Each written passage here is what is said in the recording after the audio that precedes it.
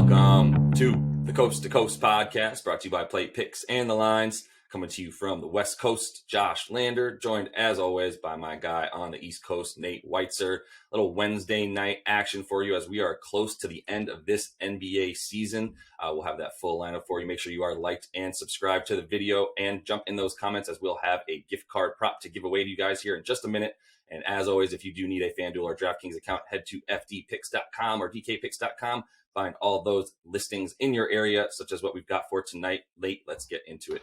Yes, sir. Nice full slate tonight. We have the Wizards plus 6.5 at Hawks. We have the Celtics dropping now -7 at the Cavs since we don't expect Kemba Walker to play along with Jaylen Brown. The Spurs are plus 3.5 at Nets. We have Kyrie questionable and James Harden is tentatively expected to return tonight. Pelicans plus 9 at Mavs. Pels, of course, without Zion and Ingram still. Blazers plus 2 at the Jazz, who will be without Conley and Donovan Mitchell. And the Rockets are plus 13 at Lakers. We don't know about LeBron in that game. Lakers are on a back-to-back, so I don't know about Anthony Davis in that situation. But I want to start with the Nets news. Obviously, would be huge if James Harden returned tonight. Was the MVP when he went down 5 weeks ago. Obviously out of that race now. But for this Nets team, he is the MVP, and he really makes them go on offense. 120.7 offensive rating. They're 27-7 when Harden is active.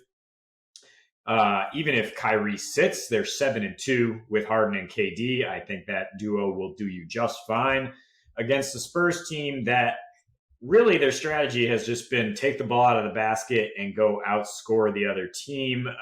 Lately, in their last 10, they're 4-6 with the 24th net defensive rating. In their last 8 road games, that's a 26th defensive rating and a negative 7.7 net rating. Pretty rough there. They dropped 4 of their last 5 on the road, shooting under 30% from 3 and getting just 109 points per game in those contests. That is not going to get it done against a Nets team that obviously can fill it up. And I mean, I am looking at the over here in general, though, because the Spurs, they have really capitalized on Eastern Conference teams, even the elites. We've seen them go over in 5 straight against the East by 35 points per game. Some really absurd shootouts. I mean, they went to OT with the Wizards and Sixers, which helped that get up there. But I mean, they gave up 60 to Tatum, right, in a combined 283 game against the Celtics when we liked the over there. They're now 19-9 against the over when facing the East. And obviously the Nets are going to be scoring when they have their guys. They're 17-12 against the over when playing the West.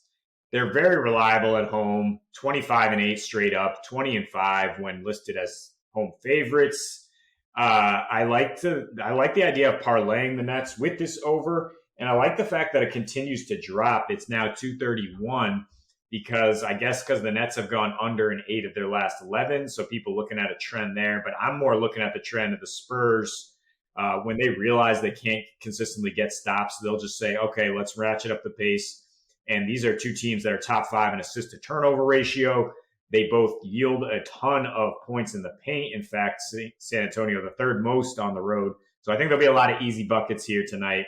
And with those scoring guards back, I like the over. Yeah, I like it. Especially if we got Harden in there. Offense for sure. Efficiency is the key for Brooklyn, and then just volume shooting and pace is the key for the Spurs. So I like your take there. I think if you do want to think that this game is going to be even a little bit close, you're going to expect DeMar DeRozan to score a ton of points, right? So I think that'd be an interesting gift card for you guys tonight. We'll take the combined point total of Kevin Durant and DeMar DeRozan. Make sure you are liked and subscribed to that page. Jump in the comments. Give us the total combined points of those 2 tonight. Expecting some big points in that game. Looking forward to seeing what you guys think. And moving on. And one more thing to add, Josh, is this is the Nets' last potentially competitive game, right? They have 2 more against the Cavs and Bulls. So I that's why I expect Harden to play and why I expect them to kind of bring that playoff intensity and go into the playoffs on a high note with this win. Absolutely. Yeah, we're going to have a lot of fun with all these games tonight. There's already a playoff atmosphere going on. Speaking of that playoff atmosphere, I think you'll see that from the Utah-Portland game tonight. Still no Mike Conley or Donovan Mitchell. They are now 8-5 in their last 13 since Mitchell went down, which is still pretty good. But you look at who they've beaten in that time frame. They've got 2 wins against the Lakers, who are above 500. Neither AD or LeBron were in those 2 games, and then they also beat the slightly shorthanded Nuggets as well in that as part of their 8 wins in that last 13. So nothing really to be impressed by in terms of who they've been beating. They've been doing it pretty well on offense, a little bit worse on defense, as we recently mentioned. Still relying a ton on threes, which is why I think you'll see actually that favor Portland tonight. They don't exactly have a great 3-point defense, but if it comes to a shooting duel tonight, I like the way the Blazers are playing a lot more, especially when it comes to this one game scenario. Dame and team need to win 2 of their last 3 to control their destiny, stay out of that play-in tournament. I think they're going to have a ton to play for tonight. And basically Dame is back. Portland's won 8 of their last 9. They're back into the form that they're expecting to be in going into the playoffs. In that time frame, they've had the best offensive rating, net rating, and assist to turnover ratio.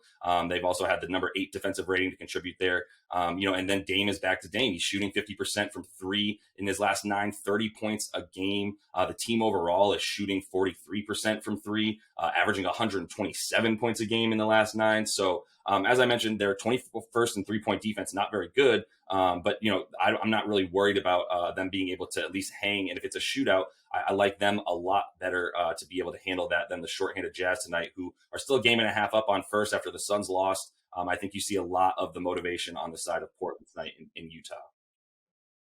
Yeah, and the Blazers team total is actually lower than the Jazz. I mean, which you expect with them slight underdogs, but it's just 116.5, and you throw out that number and them averaging 127. I like the way they can score against this Jazz team, which has not been as good defensively of late. So yeah, definitely would look at that as well. The other game I'm looking at is actually an under again. It's pretty similar to the last time the Pelicans played. They're at the Mavericks, who are on the second half of a back-to-back. And the Pelicans just being looked at as this kind of shootout team, which was trending away from that before Zion and Ingram got hurt. And now it's just completely false. They dropped from 115 points per game to 107 when Zion does not play. Their defensive rating improves. Same thing without Ingram, because they have guys. They have all this length down low, all this switchability with Hernan Gomez, Jackson Hayes, James Johnson. They've gone under a 9 of their last 10. Number 2 defensive rating in the NBA during that span.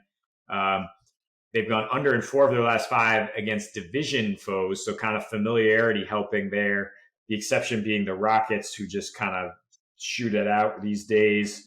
7-13 against the over when they're on the road as underdogs. And they go at a Mavs team that tends to go under as home as well. 14-20 against that total, and 6-9 when they're on a back-to-back. The Mavs, without Kristaps Porzingis, scored just 110 points per game.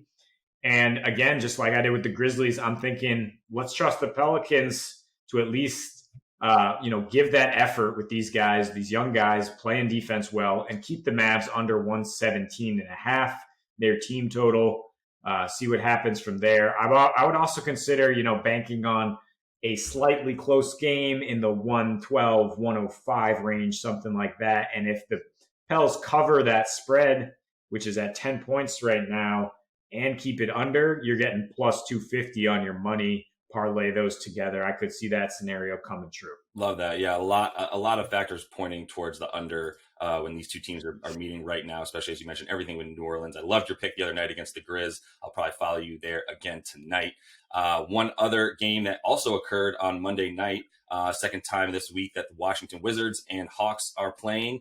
We saw what happened last game. A couple of things of note. The Brody, Russell Westbrook, passed Oscar Robertson for most triple-doubles in his career. That was a huge storyline. The storyline that I think was not talked about enough was the way this game actually broke down. The Hawks were up by about 17 points at the end of the third, going into the fourth after a huge third quarter. And then Russell Westbrook basically just put up a game's worth of stats in the fourth quarter. He had 16 points, 10 assists, I said 10 assists in the fourth quarter and 6 rebounds, just to be able to keep that game close and have them lose by 1 point. And I'm honestly going to continue following that trend. Again, there's no Beal for Washington once more tonight, but I'm okay with that considering what we are seeing from Russell Westbrook and the Wizards right now. In their last 9, they're 7-1-1 against the spread. In their last 26 overall, they are 18-7 and 1 against the spread. And really, I'm going to eye the offense tonight. Once again, the team total for the Wizards is 115.5 on DraftKings. They've averaged 130 points in their last 8 games. So not sure where they're getting that 115 number from, but I feel really good about that. And the last 20 times that these two teams have met, the over has hit 14 times. So, you look at, I would love to be able to take some Russell Westbrook props, but I'm not sure we've ever seen someone to record a triple double offered at minus 440. The way that it is for Russ tonight doesn't seem like it's very worth it there. His total points, rebounds, and assists is 55.5. Probably not going to touch that either. I'm feeling best, honestly, about taking a nice fat spread of 6.5 points still. I think no matter what, Russell Westbrook's going to die before he lets them lose by double digits tonight. And you'll see the offense 115.5 from the Wizards again. Feeling really good about that. Not feeling the Hawks right now nearly as much. Yeah, the thing that just worries me is how good the Hawks are at home.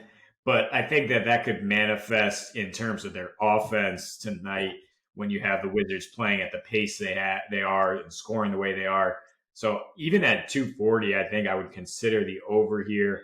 I like taking the team totals either way and expecting the Hawks to just outscore the Wiz here and get that win, probably close it out a little better than they did in the fourth quarter the other night. Either way, that's going to be a great game to target in DFS if you can afford Westbrook, of course.